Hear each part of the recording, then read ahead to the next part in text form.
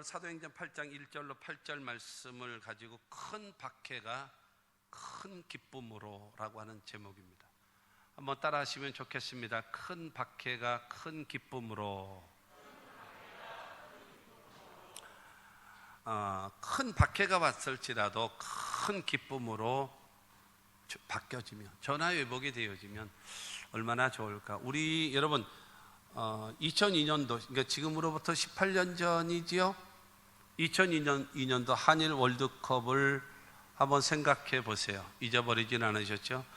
전 세계적으로 깜짝 놀랄 만한 여러분 한 사건이 있었어요. 그게 바로 무엇인가 하면 대한민국이 월드컵 4강을 여러분 진출했다라는 거죠. 4강. 어느 분이 그러더라고요. 예수님 다시 오실 때까지 그런 일은 또 없을 거라고. 괜히 그 방정 맞은 소리 같아요. 얼마든지 할 수 있지 뭐. 2002년도도 됐는데 뭐 안 될 게 뭐 있겠어요? 그때 우리나라의 여러분 감독은 히딩크라고 하는 그 네덜란드 사람이었어요. 정말 좋은 감독이 왔죠. 그 히딩크 감독이 우리나라 선수들이 연습하고 훈련하는 거, 평가전 하는 거를 이렇게 몇 번을 봤어요. 보고 나서 그가 내린 전략이 있었습니다. 첫 번째가 바로 무엇인가 하면 강력한 체력 강화입니다. 왜냐하면은 우리나라 선수들은 워낙 처음부터 어려서부터 김치를 먹고 자라가지고 무 먹고 배추 먹고 자라가지고 힘아리가 없어. 그래서 처음엔 잘 뛰다가 후반전만 들어보면 정신 못 차리고, 그다음에 끝날 때 되어지면 그야말로 정신을 못 차리는 거예요. 이게 컨디션 조절이 안 되는 거예요. 이래가지고는 안 된다. 이래가지고는 90분 전반 45분, 후반 45분, 90분 뛰고 연장전 15분, 30분 뛰고 그랬다 할지라도 1시간 20분을 2시간 20분, 그러니까 90분 하고 나서 그 다음에 30분을 더 뛴다 할지라도 끄떡없는 체력이 되어져야지 후반전에 기진맥진해가지고 이게 되겠냐. 그래서 첫 번째로 강력한 체력 훈련이었습니다. 그래서 이제 먹이는 것이 그냥 고기를 먹였습니다. 고기를. 왜냐하면 외국 선수들하고 뛰다가 탁 부딪히면 한국 사람들은 나가 떨어지는 거예요. 외국 사람들은 끄떡없는데. 왜냐하면 배추김치 먹고 자란 선수하고 고기 먹고 자란 사람하고 이게 똑같겠습니까? 강력한 체력 훈련. 그래가지고 그때 나왔었잖아요. 그 차범근 감독의 아들 차두리 같은 선수는 외국 선수 큰 애들하고 탁 부딪혀도요 외국 사람이 나가 떨어집니다. 워낙 강해가지고. 그러니까 체력을 강화시켰어요. 그 다음에 두 번째가 그 전략이 무엇인가 하면은 기초 훈련을 철저하게 해라. 기본을 철저하게 하라는 겁니다. 완벽한 기본기. 그때 여러분 그래도 한국 대표 선수 아닙니까 그들이? 반발 아닌 반발을 한 사람이 있습니다. 반발하는 사람 다 나가. 반발하는 애들 나가. 너희들은 잘한다라고 여기지만 기초가 안 돼 있어. 기본이 안 돼 있어. 정확하게. 여러분 유럽 축구를 보거나 남미 축구를 보면요 막 그냥 얄미워 죽겠어요. 얼마나 잘하는지. 자로 잰 듯이 때립니다. 정확하게. 얼마나 그렇게 잘하나 몰라요. 그건 무엇인가? 기본기입니다. 기본기. 그 좁은 공간에서도 서로 공을 주고받고 패스하고 그 다음에 연결하고 그걸 뚫고 나가는 아주 강력한 그런 기본기 딱 가져요. 그 다음에 세 번째가 전술 전략이죠. 그래서 외국 선수들이 우리 한국에 딱 들어오면 우리가 안 하던 거를 했었습니다. 그게 뭔지 아십니까? 한 선수가 오면은 1대1로 대부분 맡았어요. 그러나 외국 선수가 하나가 오게 되어지면 두 선수가 붙었습니다. 여러분 다 놀라는 거예요. 이 외국 공격수가 오면서 놀라는 거예요. 왜냐하면 내가 가면은 나한테 둘이 다 달라붙는 거예요. 그러니까 공을 어디다 줄지는 몰라요. 그래가지고 우리가 하는 동안에 골을 몇 번 먹지도 않았어요. 워낙 그 강력한 수비, 전술과 전략, 체력 강화. 두 번째는 완벽한 기본. 그 다음에 세 번째가 전술과 전략. 그거를 함으로 인해서 4강 신화를 이루게 됐다라는 겁니다. 세계적인 여러분 운동선수들을 보면 괜히 비싼 사람들이 아니에요. 여러분 하룻밤 자고 나면요 매덕이 생기는, 그러니까 말하자면 연봉이 별로 관심이 없어서 그러나요? 아니면 나도 그 정도는 번다 이러고 그러시나요? 여러분, 하룻밤 자면 1억이 생기고 하룻밤 자면 1억이 생기는 이런 선수들이 있어요. 모르시는구나. 어느 사람은 자고 일어나면 2억이 생기는 사람도 있고요. 그러니까는 운동선수가 그렇게 비싸요. 여러분, 우리나라의 손흥민이라고 하는 이 선수는요, 아마 거의 하룻밤 자는데 지금 연봉이 얼마인지 모르겠어요. 거의 1억 될 거예요, 하루에. 하루 지나면 1억이 생기는 거, 하루 지나면 1억 생기고, 좀 이런 거 놀래야 이게 이게 뭐 도전 정신이 생기거나 그럴 텐데요. 여러분, 그게 그냥 되나요? 절대로 그렇지 않아요. 미국의 여러분 세계적인 농구 스타들을 보면 어떤지 아십니까? 오늘 10시에 모여서 운동합시다. 그러면 10시에 하지요. 그러면 그 선수들은 8시에서 9시부터 옵니다. 그래서 워밍업을 해요. 계속 뜁니다. 그러면서 1시간 전서부터 슛 공부. 세계적인 선수예요. 던졌다면 골이에요. 근데 이 선수가 계속적으로 다른 선수, 못하는 애들은 늦게 오는데 잘하는 선수는 1시간 전서부터 와가지고 워밍업하고 땀을 흘리고 그 다음에 슛, 2점 슛, 3점 슛, 그 다음에 자유투, 이런 거를 연습을 땀을 흘려서 몸에 다 훈련되어지고, 그러니 잘하죠. 기본이 되어져 있지 않은 사람이 잘 되는 법이 없어요. 기본이 안 돼가지고는 안 되는 겁니다. 세계적인 여러분 운동선수들이 딱 슬럼프 빠질 때가 있죠. 슬럼프 빠지면 뭐에 들어가나요? 기본기로. 그렇기 때문에 잘하는 선수들은요, 슬럼프 잘 안 빠집니다. 왠지 아십니까? 워낙 기본이 충실하기 때문에. 기본이 충실한 사람들은 슬럼프에 안 빠져요. 그리고 슬럼프에 만약에 빠졌다 할지라도 다시 기본으로 돌아가서 말하자면 골프를 하게 되어지면 여러분 7번 아이언샷을 가지고 티샷부터 처음부터 자세를 가지고 먼저 시작합니다. 그러면서 자기의 감각을 되찾는 거예요. 그래서 회복하는 겁니다. 기본입니다. 기본이 없이 되겠습니까? 여러분, 기본 없이 되어지는 것은 없습니다. 교회와 성도의 기본은 바로 무엇입니까? 하나님의 명령입니다. 하나님이 우리에게 주신, 하라고 주신 직분, 우리에게 사명, 우리에게 명령, 이것이 우리들에게 기본입니다. 그것을 하며 살아가야 뭐에 안 빠지는가? 슬럼프에 빠지질 않고, 슬럼프에 빠진다 할지라도 금방 이겨나갈 수 있는 힘이 있는 거예요. 그것이 있지 않으면 언제든지 들쑥날쑥 해버리고 말아요. 넘어지고 쓰러질 수밖에 없어요. 강하게 훈련되지 않으면 안 된다는 거예요. 하나님은 이스라엘 백성들을 출애굽시키시면서 그들을 어떻게 만드시는가 하면 강하게 훈련시키는 거예요. 한 가지 예를 들게 되어지면 430년이라는 세월 동안에 오랜 세월 노예 생활을 했던, 뭐 430년 다 노예 생활한 건 아닙니다만 거의 200~300년 정도를 여러분 노예 생활만 했던 그들이, 하나님은 말씀하십니다. 세계 모든 민족에 뛰어난 민족이 되게 하리라. 여러분, 되겠습니까? 430년 동안 철저하게 쪄들어서 노예가 부지런하겠어요? 게으르겠어요? 게으르거든요. 채찍질 해야지만 겨우 일어나는 겁니다. 자발적으로 스스로 일어나는 사람 없어요. 그런데 그들을 세계 민족의 뛰어난 민족을 만들기 위해서 제일 먼저 한 것 중에 하나가 바로 무엇인가 하면 새벽에 일어나게 만드는 겁니다. 그런데 여러분, 그 사람이 새벽에 일어나나요? 더군다나 광야를 지나가는데 안 일어나지요. 그렇기 때문에 하나님께서는 새벽마다 만나를 주시는 거예요. 새벽마다. 그래서 새벽마다 일어나서 바닥에 있는 만나를, 말하자면 눈 온 것처럼 온 것을 긁어다가 그거를 빵을 만들고 과자를 만들어서 먹어야 사는 거예요. 그것이 없으면 굶는 거예요. 하루 종일 굶는 거예요. 40년에 반복되어지면서 새벽마다 일어나게 되어지는 그 훈련을 통해서 그들을 강하게 만드는 거예요. 부지런한 사람으로 만드는 거예요. 그래서 신명기 32장 11절 말씀 보게 되어지면 마치 독수리가 자기의 보금자리를 어지럽게 하며 자기의 새끼 위에 너풀거리며 그의 날개를 펴서 새끼를 받으며 그의 날개 위에 그것을 업는 것 같이 이스라엘 백성들을 훈련시키는 거예요. 독수리가 새끼를 훈련시킬 때에 여러분, 알을 낳고 부화하기 위해서는 어떤 높은 절벽, 어떤 짐승도 오지 못하는 그런, 특히 뱀 같은 이런 것들이 오지 못하는 아주 높은 절벽, 그리고 바위 사이에다가 둥지를 틉니다.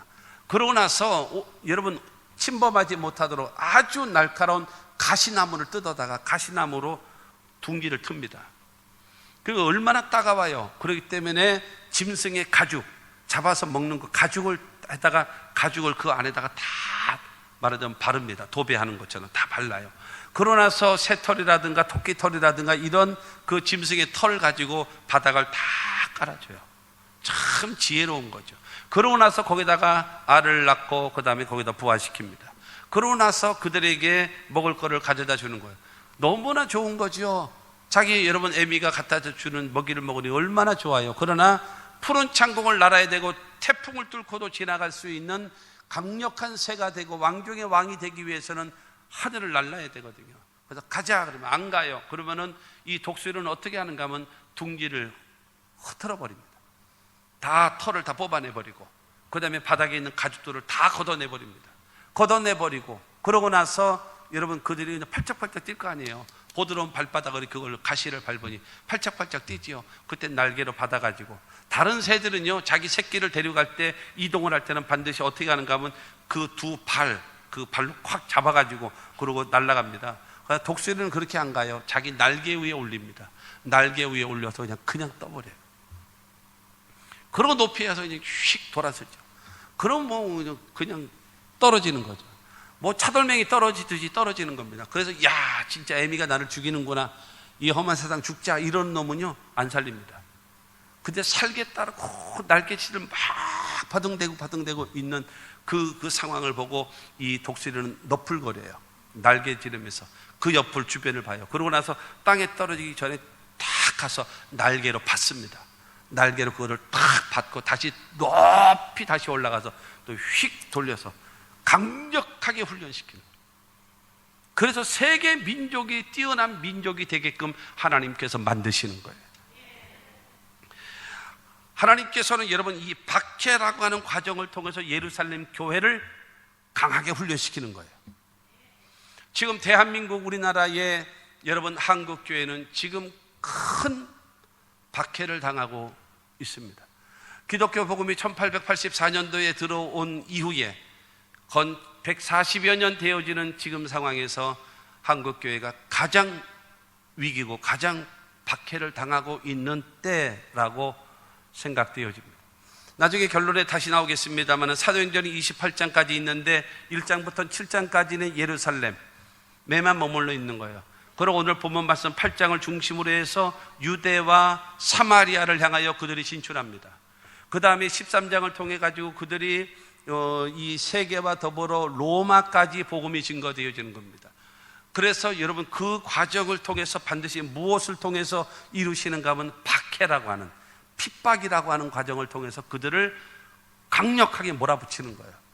근데 그것으로 인해서 망했는가? 그것으로 인해서 끝장났는가? 아닙니다. 그 박해를 통해서 더 강해지고, 박해를 통해서 더 복음이 확산되어지고, 이 박해를 통해서 더 순수해지고 더 성령으로 충만한 그와 같은 역사가 나타나게 됐다라는 겁니다. 그렇기 때문에 여러분 대한민국에 다가와 있는, 한국 전국에 있는 6만 5천 교회에 다가와 있는 지금처럼 교회의 이름이, 하나님의 이름이 시궁창에 떨어져 있었던 적이 없었습니다. 대한민국에서 지금 완전히 만신창이 돼 있어요. 어디 가서 교회 이름을 내세울 수도 없고, 어서 가서 여러분 예수 이름을 말하기도 부끄러운 때가 되어져 버리고 말았습니다. 이래서는 안 됩니다. 이래서는 안 됩니다. 다시 일어나야 합니다. 다시 세워져야 됩니다. 여러분 하나님의 이름이 더럽혀졌기 때문에 이스라엘 나라가 망할 때도 하나님이 방관하시고 돌아보지 않았고, 시체가 성 안에 가득 산다 할지라도 돌아보지 아니하셨다라고 성경은 말하고 있습니다. 여러분 하나님의 영광을 위하여 교회가 바로 서고 주의 종들이 바로 서고 성도가 바로 서면 하나님은 대한민국을 살리고 교회를 살리실 겁니다. 그러면 첫째로 박해와 흩어짐의 원인이 있어요. 그렇지 않겠어요? 원인. 오늘 보면 사도행전 1장 8절 말씀 먼저 보게 되어지면, 오직 성령이 너에게 임하시면 너희가 권능을 받고 예루살렘과 온 유대와 사마리아와 땅끝까지 이르러 내 증인이 되리라 하시니라. 예수께서 십자가 못 박혀 죽으시고 부활하심으로 인하여 모든 구원을 완성시켜 놓으셨어요. 성취시켜 놓으셨어요. 그러므로 이 복음은, 예수의 복음을, 이 복음은 예루살렘, 그 다음에 유대, 그 다음에 사마리아 땅끝까지 이르러 내 증인이 되라. 주님께서 명령을 하시고 예수님 승천하셨습니다. 그러고 나서 예루살렘 교회의 오순절날 하나님의 성령을 보내주신 것입니다. 그런데 그러나 여러분 이 사도들과 예루살렘 교회는요 예루살렘에 머물러 있는 거예요. 이제 왜냐하면 너무너무 좋은 거예요. 또 왜 좋으냐 하면은 사도행전 2장을 통해 가지고 베드로가 성령 충만해서 나가서 복음을 전하는데 3,000명이 회개하는 거예요. 갑자기 대형 교회가 된 거죠. 3장을 통해 가지고 여러분 나면서부터 안진뱅이였던 40년 된 안진뱅이를 나사렛 예수 이름으로 일어나 걸으라 함으로 인해서 그 사건으로 인하여 5,000명이 회개하는 역사가 나타나는 겁니다. 그리고 4장을 통해서 보게 되어지면 허다한 무리가 여러분 하나님께로 돌아왔다 그랬습니다. 하루에 3,000명, 하루에 5,000명, 그리고 허다한 무리. 그러니 여러분 이 예루살렘 교회, 그래서 사도행전 2장 47절에 보게 되어지면 뭐라고 되어 있는가 하면 주께서 구원받는 수를 날마다 더하게 하시니라. 예루살렘 교회가 부흥의 역사가 막 이루어지거든요. 그렇기 때문에 이 사도들과 예루살렘 교회는 예루살렘을 떠나서 복음을 다른 데로 전해야 될 필요성을 느끼지를 않는 거예요. 왜냐? 지금 초대형 교회가 되어져 있기 때문에요. 여러분 그들에게 구제 사업하고 선한 사업하고 열심히 날마다 구원받는 수가 더하여지고, 여러분 그들에게 말씀 전하고 그들과 가르치고, 여러분 이거 하는 일에 바쁜 거예요. 다른 데 가서 유대라든가 사마리아라든가 땅끝까지 가야 될 필요성을 느끼지를 못하는 거예요. 거기를 갈 수 있을 만한 여력이 없는 거예요. 왜냐? 여기만도 감당하기가 어렵기 때문에. 그렇기 때문에 여기가 조사오니 머물러 있었던 것입니다. 한국교회가 그런 거예요. 먹고 살만하고 교회가 부흥되어지고 재산이 많아지고 모든 것이 풍성해지니까 본연의 자세, 본연의 기본적인 예배 드리는 것과 기도하는 것과 하나님 앞에 온전히 헌신하는 것과 선교하는 것과 전도하는 일을 잃어버리고 있어요. 한국교회가 예배를 잃어버리고 있고 기도를 잃어버리고 있고. 여러분 코로나 때문에 잃어버렸나요? 아니에요. 코로나 전서부터 한국교회가 예배를 잃어버렸습니다.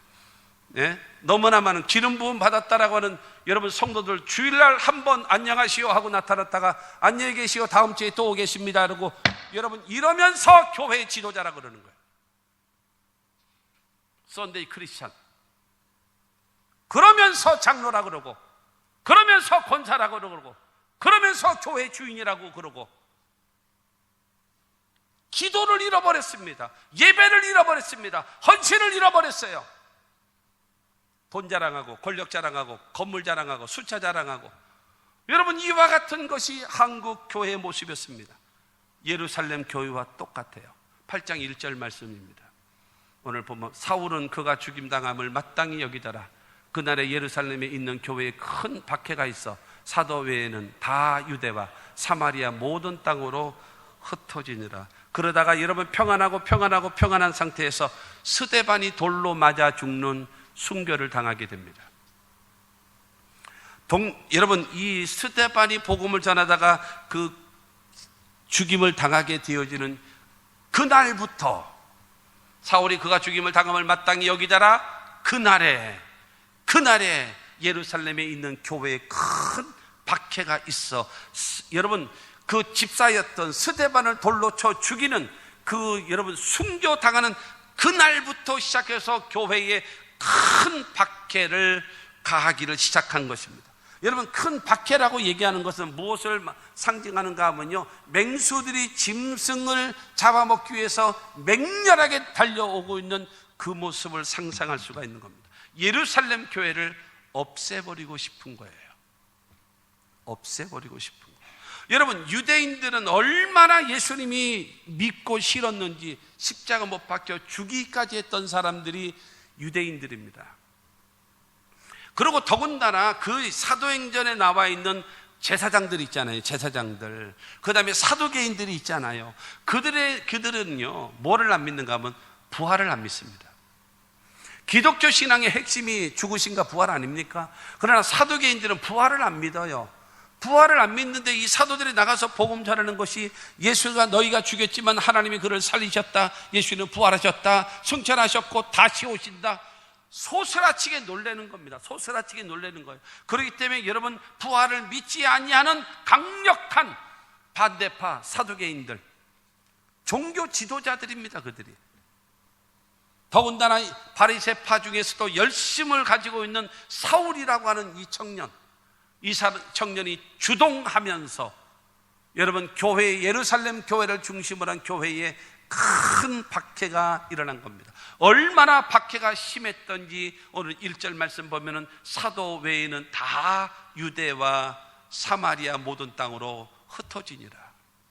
다 못 살겠다 그러고 다 흩어져 버리고, 8장 3절 말씀 보게 되어지면 3절에 사울이 교회를 잔멸할세 각 집에 들어가 남녀를 끌어다가 옥에 넘기니라. 교회를 잔멸한대요. 잔멸이라고 하는 것은 무엇인가 하면 교회의 기능을 무너뜨려 버리는 거예요. 그리고 교회가 없어지게 하는 거예요. 교회가 완전히 망가지게 만드는 거예요. 그게 잔멸입니다. 여러분, 사울이 나중에 바울이 된 것은요, 기적 중에 기적입니다.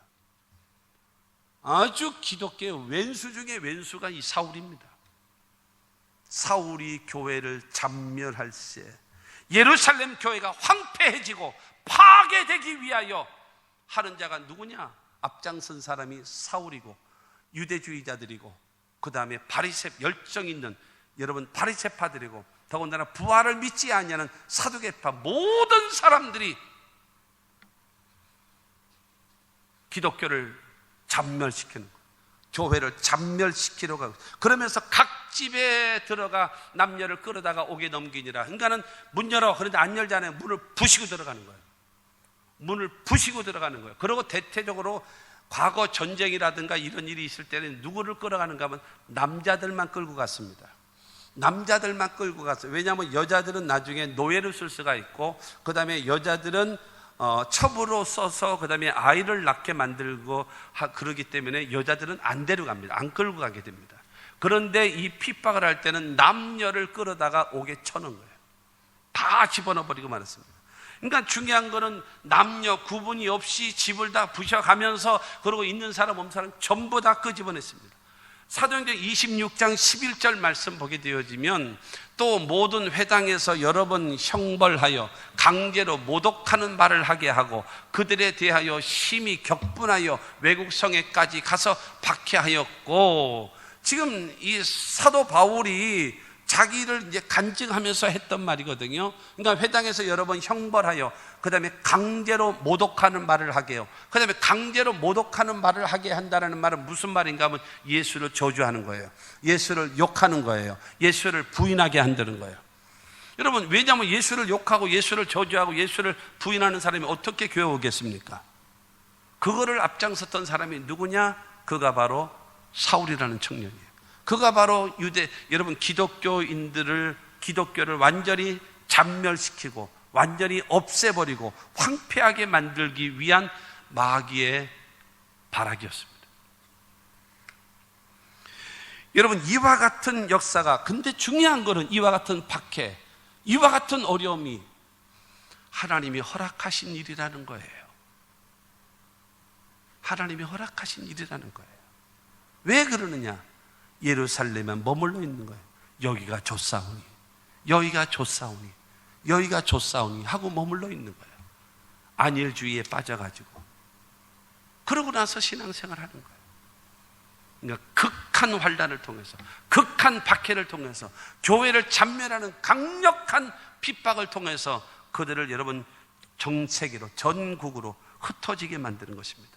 사도들과 예루살렘 교회는 교회가 부흥되어지는 것에 만족하고 있습니다. 백성들에게 칭송을 받고 박수받고 있는 것에 만족하고 있습니다. 구제 사업을 통해서 많은 사람들이 또한 자기의 재산을 갖다 바치면서 하나님의 일을 할 수 있기 때문에 재정적으로도 여유가 있고 넉넉하고 모든 것에 부족함이 없으니까 예루살렘에서 예루살렘 오늘만 같아여라, 오늘만 같아여라 하면서 예루살렘에 머물러 있는 겁니다. 하나님은 우리들에게 말하기를 예루살렘을 지나서 유대를 지나서 사마리아를 지나서 땅끝까지 복음을 전하라고 하나님은 계속적으로 재촉하고 있는데, 예루살렘 교회들은 사도들을 중심으로 해서 여기가 좋사오니 오늘만 같아여라, 오늘만 같아여라 머물러 있기 때문에 하나님은 박해라고 하는 것을 통해서 그들을 흩어버리는 겁니다.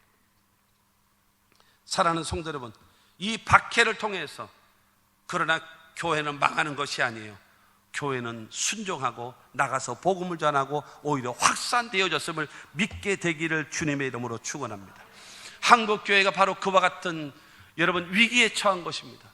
여러분 예배가 소홀해졌고 기도하는 것을 잃어버렸고 그 다음에 하나님 앞에 선교하는 것과 여러분 영혼구원의 앞장서는 이 전도하는 일에 소홀히 여기고 손 놓고 있고 이구동성으로 말합니다. 요즘은 교회가 안 된다고. 이구동성으로 말합니다. 요즘엔 교회가 안 된다고. 이구동성으로 말합니다. 교회 개척하면 부흥이 안 된다고. 마귀가 좋아하는 말만 짓거리고 있는 거예요. 왜 안 됩니까? 왜 안 됩니까? 그 사람은 기독교가 여러분 요즘 제일 많이 생기는 게 커피, 얼마 전까지는 치킨집이었었고 그 다음에 근래에 와서는 또 이제 카페가 많이 생겼어요. 그런데요, 치킨집이 그렇게 많이 생기면서 제일 문 많이 닫는 것이 치킨집이고 카페가 많이 생기면서 제일 문 많이 닫는 것이 또 카페입니다. 남이 잘 된다고 다 잘 되는 것이 아니고 남이 안 된다고도 다 안 되는 것이 아니에요. 잘 될 때도 망하는 사람이 있고 안 될 때도 잘 되는 사람은 잘 되는 거예요. 그렇지 않겠습니까?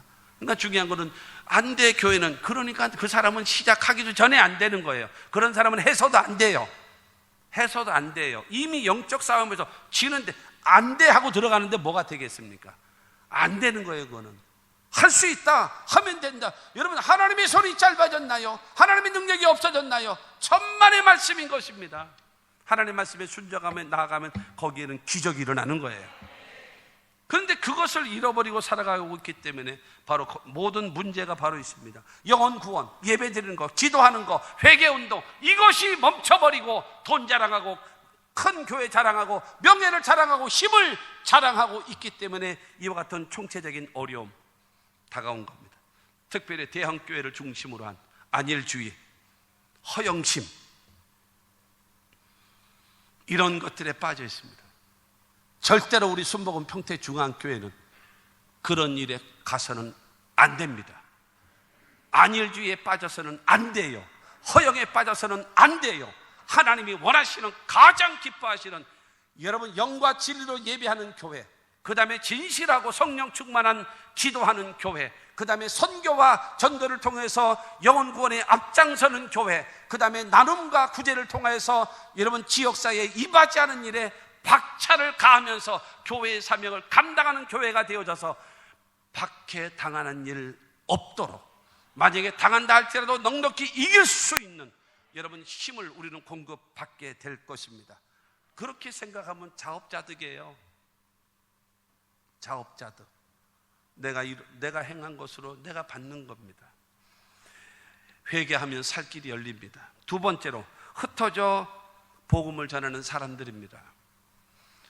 오늘 본문 말씀 4절과 5절 말씀 보면은 그 흩어진 사람들이 두루 다니며 복음의 말씀을 전할세 빌립이 사마리아 성에 내려가 그리스도를 백성에게 전파하니. 여러분 예루살렘 교회는 어떤 사람이 있는가? 첫째로는요 성령으로 충만한 사람들이에요. 그 다음에 두 번째로는요 사도행전 2장 42절 보게 되어지면 성도들의 가르침을 받는 자들이에요. 성령으로 충만한 사람들, 그 다음에 사도들을 통해서 말씀으로 공부한 사람들, 이 사람들이기 때문에 예루살렘 교회가 큰 박해가 다가오자 하나님의 사인을 알아차린 거예요. 아, 우리가 할 일을 하지 않고 엉뚱한 일을 했었구나. 엉뚱한 일. 굳이 하는 일이 가장 큰 일인다라고 생각을 했는데 하나님께서는 영혼 구원하는 일이 가장 큰 거라고 생각하시는구나 깨닫고 나서 그 흩어진 사람들이 두루 다니며 복음의 말씀을 전할세. 할렐루야. 복음의 말씀을 전하는 거예요. 그리고 이 빌립이라는 사람은요, 여러분 예수님의 제자 빌립이 아니에요. 스데반과 더불어 사도행전 6장에 보게 되어지면 최초로 7 안수 집사들.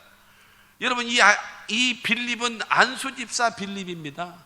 이 안수 집사, 이 스데반과 함께 같이 7명의 집사, 이 빌립, 더군다나 사마리아는 어떤가 하면 유대와 사마리아는요 거의 왼수지간입니다. 왼수지간. 사람으로도 치지도 않았어요. 사마리아 사람을 경시하고 무시하고 너는 개 같은 존재다. 이 정도로 여러분 사이가 안 좋은 거예요. 그런데 여러분 박해가 다가오자 흩어지면서 여러분 유대로 전국으로 퍼져나가고 그 다음에 사마리아까지 들어가서 빌립은 그들에게 복음을 전하기를 시작하는 거예요. 유대에 가서 복음을 전하고 사마리아에 가서도 복음을 전하는 그러한 사람들. 여러분, 이 빌립과 같은 초대교회 7명의 안수받은 집사들은 사도행전 6장에 보게 되어지면 4가지의 자격 조건이 있습니다. 4가지의 자격 조건. 여러분 잘 들어보세요. 사도행전 6장에 보게 되어지면 3절로 5절에 보면 나와 있습니다. 첫째로는 믿음으로 충만한 사람이에요. 두 번째로는 성령으로 충만한 사람이에요. 세 번째로는 지혜로운 사람들이에요. 네 번째로는 사람들에게 칭찬을 받는 사람입니다. 다시 말씀드립니다. 그거는 여러분들이 해야 될 일입니다. 첫째로는 믿음으로 충만한 사람이고, 두 번째로는 성령으로 충만한 사람이고, 세 번째로는 지혜로운 사람이고, 네 번째로는 사람들 앞에 칭찬받는 사람입니다. 이들이 나가서 그들이 성령 충만하고 사도들 가르침을 받은 사람들이었기 때문에 여러분 박해를 통해서 그들은 즉각적으로 여러분 유대 지방과 더불어 사마리아로 들어가서 뭐 하기 시작했는가 하면 여러분 그리스도를 전하기 시작하는 거예요. 복음을 전하기를 시작하는 것입니다. 할렐루야. 여러분 이 교회의 본연의 자세와 성도의 본연의 자세로 돌아가는 겁니다. 그로 인하여 회복의 역사, 하나님이 살리시는 역사를 여러분 받을 수가 있게 되어짐을 믿게 되기를 주님의 이름으로 축원합니다. 여러분 복음이 무엇입니까? 우리를 구원하기 위하여 육신으로 이 땅에 오신 예수, 그 다음에 우리의 죄와 저주와 질병과 죽음을 담당하시고 십자가 못 박혀 죽으신 예수, 그리고 사흘 만에 사망 권세를 깨뜨리시고 부활하신 예수, 그 다음에 우리의 처소를 예비하기 위하여 하늘로 승천하신 예수, 그리고 지금 하나님 보좌 우편에서 우리의 죄를 용서하시고 그 다음에 우리에게 성령을 보내주시고 그 다음에 우리를 강구하시는 하나님 보좌 우편에 앉아 계시는 예수, 그리고 나중에는 만왕의 왕이요 만주의 주로서 심판주로서 다시 오실 예수를 믿으면 구원받는다라는 사실이 복음이라는 사실을 믿게 되기를 바랍니다. 나를 위하여 죽으시고 나를 위하여 부활하신 예수를 믿으면 구원받는 겁니다. 할렐루야. 아담과 하와의 후손된 모든 인류들은 죄 가운데 태어나서 죄 짓고 살다가 죄값으로 죽어서 영원히 멸망할 수밖에 없는 그런 존재인 것입니다. 근데 로마서 3장 23절과 24절 말씀을 보게 되어지면 모든 사람이 죄를 범하였음에 하나님의 영광에 이르지 못하더니 그리스도 예수 안에 있는 성령으로 말미암아 하나님의 은혜로 값없이 의롭다 하심을 얻은 자 되었느니라. 할렐루야. 여러분 예수 그리스도의 성령으로 말미암아서 하나님의 자녀가 되어졌고 구원함을 얻게 되어지고 영생을 얻게 되어지고 여러분 천국을 얻게 되어지는 하나님의 사람이 되어졌고, 그 예수를 믿는 자들마다 성령을 약속하셨고 치료도 약속하셨고 축복도 약속하셨고 기도응답도 약속하셨고 세상 끝날까지 너희와 항상 함께 있을 것을 약속해 놓으셨음을 믿게 되기를 주의 이름으로 축원합니다. 이 복음을 전하는 거예요. 이 복음을 전하는 거예요. 사랑하는 성도 여러분, 이와 같은 일을요 진작에 하지, 꼭 얻어 터져야 하고 꼭 망해야 하고 어려움 당해야 하냔 말이에요. 여러분 로마서 1장 16절은 말합니다. 내가 복음을 부끄러워하지 아니하노니 이 복음은 모든 믿는 자에게 구원을 주시는 하나님의 능력이 됨이라. 먼저 유대인에게요 그리고 헬라인에게로다. 사랑하는 성도 여러분, 예수의 복음을 믿기만 하면 멸망할 자들이 구원받는 겁니다. 사랑하는 성도 여러분, 복음을 부끄러워하지 않는다라고 사도 바울은 말했습니다. 그런데 어찌하여 여러분들은 예수를 부끄럽게 여기십니까? 어찌하여 예수 믿는 것을 부끄럽게 여기십니까? 어찌하여 교회 다니는 것을 부끄럽게 여기십니까? 안 돼요. 그러면 되겠습니까? 우리를 구원하신 생명의 주인을 부인하셔야 되겠습니까? 모른다고 해야 되겠습니까? 부끄럽게 여기셔야 됩니까? 안 되지 않겠습니까? 안 돼요. 그것이 어떻게 성도입니까? 그것이 예수 믿고 어떻게 어려움이 있으면, 환난이 있으면, 고통이 있으면 더 하나님 앞에 와야지. 여러분 대한민국 건국 이후에 대한민국이 어려울 때, 힘들 때, 고통스러울 때마다 대한민국을 선도해 나간 자가 교회입니다. 교회의 여러분 이 나라에 반역된 일을 한 번도 한 적이 없어요. 언제나 나라에 유익이 되게 만들고 국민들을 선도해 줬고 모든 일에 앞장서서 선한 일을 했지. 코로나의 원흉이 아닙니다. 여러분 우리 교회 다니는 사람 중에서 코로나 해서 전파된 사람이 있었나요? 없어요. 사랑하는 성도 여러분, 예수를 부끄럽게 여기지 마시고 교회를 부끄럽게 여기지 마시고 여러분 복음을 부끄러워하지 않는 여러분들이 되기를 주님의 이름으로 축원합니다.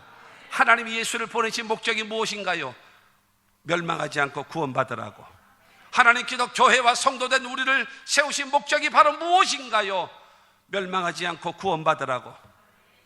여러분의 부모님이 천국 가야 되지 않겠습니까?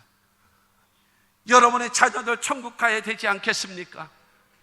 사랑하는 성도 여러분, 여러분의 남편과 여러분의 가족들을 구원시켜야 되지 않겠습니까? 괜찮아요? 지옥 가도 괜찮아요? 그거 당신 어떻게 책임지겠습니까? 당신 책임진다라는 생각을 안 하십니까? 너만 다니냐? 여기 올림픽이냐? 나라의 대표 선수들만 오게? 너희 가문에 네가 대표 선수냐? 다 와야지. 다 와야지. 하나님 앞에 여러분 나와 하나님께 예배할 수 있는, 여러분 하나님을 섬기는 기와 같은 역사가 있게 되기를 주님의 이름으로 축원합니다. 그런데 기억하세요. 세계 기독교도 마찬가지고요, 대한민국 기독교도 마찬가지였습니다. 환난과 핍박 속에 교회는 더 순수해졌고 더 확산되어졌고 더 능력의 역사가 나타났던 것이 교회인 것입니다. 그러므로 교회가 새 힘을 얻을 수 있는 기회입니다. 우리가 모여 회개하고 기도하고 예배가 회복되고 기도가 회복되고 사명을, 영혼 구원의 사명을 감당하면 하나님은 대한민국 반드시 회복시켜 주실 겁니다. 세 번째로 복음에 대한 자세, 그리고 결과입니다. 이 예루살렘 교회였던 그들이 유대 지방과 더불어 더군다나 빌립이 지금 사마리아 성에서 복음을 전하는데 그들이 복음을 듣는 자세, 너무나 귀한 자세입니다. 6절 말씀을 보게 되어지면 6절에 무리가 빌립의 말도 듣고 행하는 표적도 보고 한 마음으로 그가 하는 말을 따르더라. 여러분, 빌립이 전하는 말을, 복음을 듣는 거예요. 그 다음에 행하는 표적을 두 번째는 봤어요. 그리고 세 번째는 한 마음으로 여러분 그 말씀대로 따르는, 순종하는 삶으로 그들이 여러분 바뀌었다라고 말하고 있습니다. 복음을 들어요.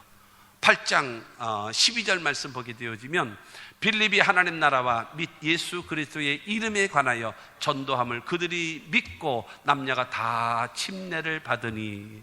여러분, 빌립이 전한 복음이 무엇입니까? 하나님의 나라입니다. 하나님이 다스리는 나라. 너희 마음에, 너희 가정에, 너희 삶에 이 나라에 하나님의 나라가 이루어지기를 여러분 선포하는 겁니다. 그리고 예수 그리스도를 전하는 거예요. 여러분, 베드로의 메시지가 무엇입니까? 하나님의 나라, 그 다음에 예수 그리스도입니다. 돌 맞아서 죽는 순교하는 스데반의 메시지가 무엇입니까? 하나님의 나라, 예수 그리스도. 복음의 내용이 무엇입니까? 하나님의 나라, 예수 그리스도. 할렐루야. 이 복음을 듣는 겁니다. 하나님의 말씀을 들음으로 여러분 부정적인 말을 자꾸 듣게 되어지면 마음에 불신이 쌓입니다. 그러나 하나님의 말씀을 자꾸 듣게 되어지다 보면 내 안에 믿음으로 채워지는 겁니다. 여러분, 그래서 믿음은 들음에서 다음에 들음은 그리스도의 말씀으로 말미암느니라. 하나님의 말씀을 듣고 들으면 믿음의 사람이 되어짐을 믿게 되기를 주님의 이름으로 축원합니다. 그 다음에 두 번째가 바로 행하는 표적을 보았어요. 6절 말씀 보게 되어지면 행하는 표적도 보고 그랬어요.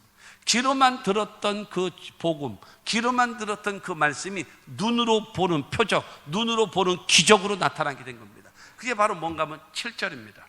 7절 말씀 보면 많은 사람에게 붙었던 더러운 귀신들이 크게 소리를 지르며 나가고, 할렐루야. 또 많은 중풍병자와 못 걷는 사람이 나으니 귀신이 소리치고 떠나가게 되어지고 중풍병자가 낫게 되어지고 못 걷는 안진매가 일어나는 기적의 역사가 나타나는 겁니다. 뭐 할 때요? 복음을 듣고 들었던, 그러니까 전하고 그들이 들을 때에 여러분 행하는 표적이 나타나는 겁니다.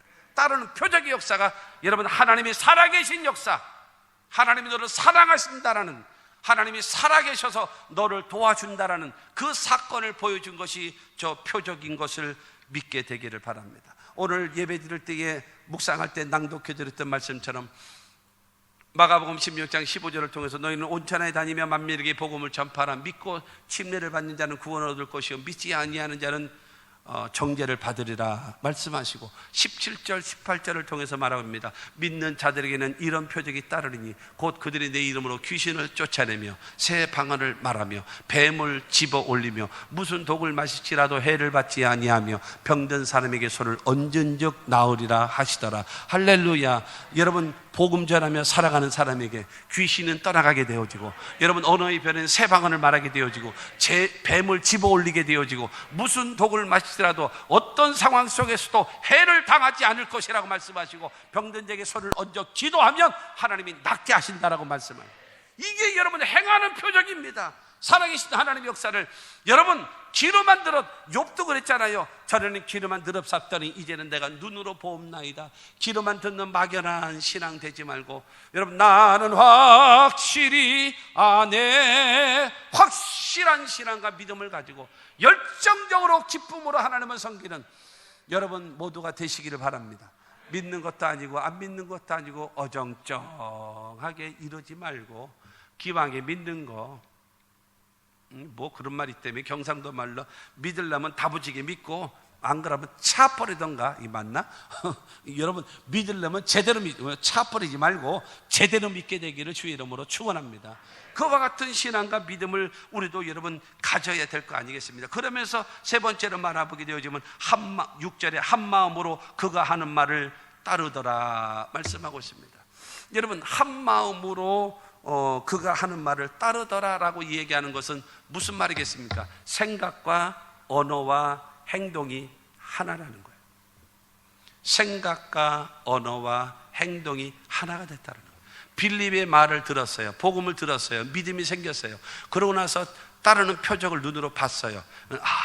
믿을만하구나, 믿을만하구나. 그렇기 때문에 말도 생각도 그 다음에 행동도 예수 믿는 것으로, 예수 섬기는 것으로, 정말 하나님의 말씀에 순종하는 것으로 여러분 그들이 따르게 되어지는 하나님의 역사가 있어졌다라고 말씀하고 있습니다. 이와 같은 신앙적 자세가 우리들에게 필요한 겁니다. 말씀을 들어야 되고 표적을 봐야 하고, 그 다음에 봤다면, 확신했다면 그 다음에 우리는 어떻게 되는가 하면 그 말씀에 순종하고 따르는 저와 여러분들의 삶이 되어져야 하는 것입니다. 디모데후서 3장 14절 말씀 보면 사도 바울은 말합니다. 그러나 너는 배우고 확신한 일에 거하라. 그러니까 하나님의 말씀을 배우라는 거예요. 그 다음에 배운 다음에 확신하라는 거예요. 뭘 확신하겠습니까? 따르는 표적과 같은 역사를 통해서 확신하고, 그 다음에 거하라, 생활화하라, 습관화하라. 그것이 너의 삶의 모습이 되어라 라고 말씀하고 있습니다. 그래야 하나님의 사람으로 온전하게 되어지고 구원의 역사가 임한다라고 성경은 말하고 있는 것입니다. 그래서 복음에 대한 결과는 바로 무엇인가 하면 8절입니다 8절 시작. 그 성에 큰 기쁨이 있더라. 복음을 여러분 복음을 듣고 행하는 표적도 보고 그 다음에 한 마음으로 그걸 따랐던 결과가 바로 뭐가 나타나는가 하면 그 성에 기쁨이 넘치는 것입니다. 여러분, 사랑하는 성도 여러분, 세상이 주는 기쁨이 아니에요. 하나님께서 주시는 영적인 기쁨, 제사함의 기쁨이 있고요, 구원의 기쁨이 있고요, 여러분 하나님의 자녀가 되어지는 기쁨이 있고요, 성령 충만의 기쁨이 있고요, 여러분 하나님께서 치료의 기쁨이 있고 축복의 기쁨이 있고 기도 응답의 기쁨이 있고 세상 끝날까지 너희와 항상 함께 있을 것이라는 그 말씀에 대한 기쁨이 여러분의 마음속에 넘쳐나기를 주의 이름으로 축원합니다. 찬송가 가사처럼 주 예수 내 마음에 들어와 계신 후 변하여 새 사람 되고, 예수가 내 안에 들어오면 새 사람이 되죠. 그뿐만 아니라 물밀듯 내 마음에 기쁨이 넘치면 주 예수가 내 마음에 오셨기 때문에 그런 겁니다. 여러분의 마음속에 평안함과 기쁨이 넘쳐나기를 주 예수 이름으로 축원합니다. 여러분, 하박국 3장 17절과 18절을 통해서 말합니다. 비록 무화과 나무가 무성하지 못하며 포도나무에 열매가 없으며 감람나무에 소출이 없으며 밭에 먹을 것이 없으며 우리의 양이 없으며 외양간에 소가 없을지라도 나는 야훼로 말미암아 즐거워하며 나의 구원의 하나님으로 말미암아 기뻐하리로다. 여러분, 물질과 생활과 살아가는 삶 속에 많아야 기쁨이 있는 것이 아니라 구원의 하나님으로 인하여 먼저 기뻐하시고, 하나님께서 주시는 축복, 하나님께서 주시는 여러분 행복으로 인하여 기뻐할 수 있는 여러분 그와 같은 은혜가 있게 되기를 주님의 이름으로 축원합니다. 구원의 하나님 때문에 기뻐하고 즐거워하는. 결론으로 말씀드립니다. 아까도 말씀드렸던 것처럼 1장부터 7장까지가 예루살렘을 중심으로 해 있고 8장부터 12장까지가 그 다음에 그 유대와 사마리아까지 복음이 증거되고 13장부터 시작해서 로마까지 복음이 증거되어지는 그것이 사도행전인데, 그때마다 나가온 것이 무엇인가 하면 박해였거든요. 박해 때문에 기독교가 없어졌나요? 그렇지 않아요. 기독교는 더 확산되어졌고 힘이 있어졌고 더 능력이 나타나게 되어졌다는 사실을 믿게 되기를 바랍니다. 초대교회가 본연의 자세로 돌아가고 하나님의 일을 감당하자 하나님께서 손을 쓰셨어요. 사도행전 12장 23절 말씀 보면, 헤롯이 영광을 하나님께 돌리지 아니하므로 주의 사자가 곧 친히 벌레에게 먹혀 죽으니라. 하나님의 말씀은 흥왕하여 더하더라.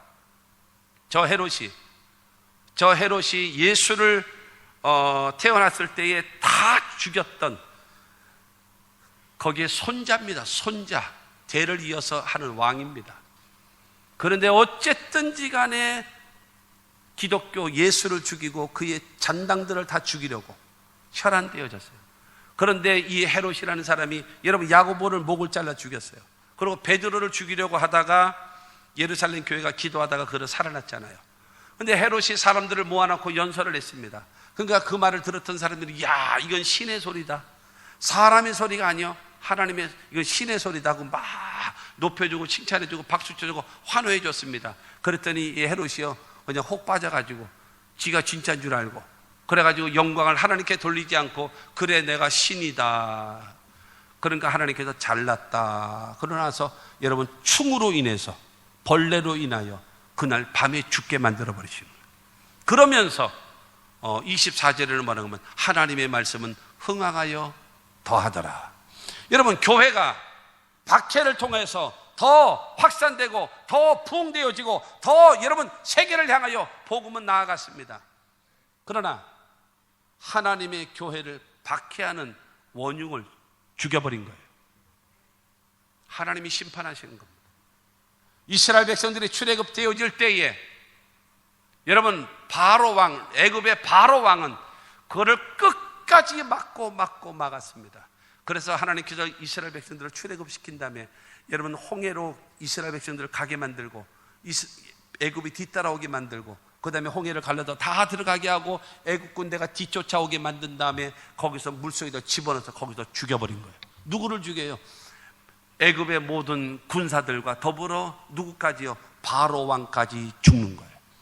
쉽게 영화를 보게 되어지면 율브리너 람셋 그 왕은 탁 와가지고 그는 진정 하나님의 아들이었다. 그건 영화고 그 바로 왕도 홍해에 같이 빠져서 죽는 거예요. 하나님의 심판입니다. 그러므로 사랑하는 성도 여러분, 우리 모두 여러분, 한국교회가 말할 수 없는 박해 속에 있습니다. 네, 자, 기억하세요. 박해가 있고 또 하나는 비난이 있습니다. 박해가 있고 비난이 있습니다. 비난은 뭐냐? 하는 행실이 좋지 못해. 그래서 사람들이 평하는 것이 비난입니다. 뭐 그따위냐? 신앙생활하는 사람이 뭐 그따위야? 이게 비난입니다. 근데 예루살렘 교회는 모든 사람들 앞에 칭찬을 받았어요. 그들은 비난을 받지 않았어요. 그들은 박해를 당했습니다. 예수, 메시아, 왕, 그를 섬겼기 때문에 박해를 당한 겁니다. 그러나 한국 교회는 박해가 아니라 비난입니다. 박해가 아니라 비난입니다. 하나님이 일하시게끔 해야 돼요. 교회의 힘을 자랑하고 있어요. 교회에 여러분 그 숫자를 자랑하고 있어요. 힘대결을 하려고 했어요. 되나요? 한마디에 나가 떨어지면서 이렇게 교회의 이름이, 하나님의 이름이 망가진 적이 언제 있었습니까? 이게 안타까운 거예요. 박해가 아니라 우리는 비난을 받고 있다는 거예요.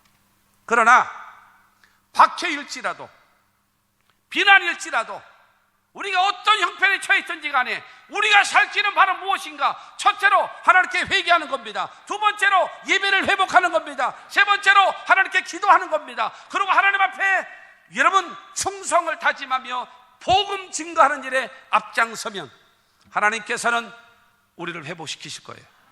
교회를 회복시키실 겁니다. 천국은 같이 가야 합니다. 여러분의 부모님도 천국 가게 해야 되고, 여러분의 자식들도 구원받아 하나님의 백성 되게 만들어야 할 것이고, 여러분 예수를 믿어 하나님을 섬김으로 대대로 섬겨 현세에는 100배의 축복을 받고 내세에는 영생을 얻는 종교인 되지 말고 살아계신 하나님을 믿는 우리 모든 하나님의 사람들이 됩시다.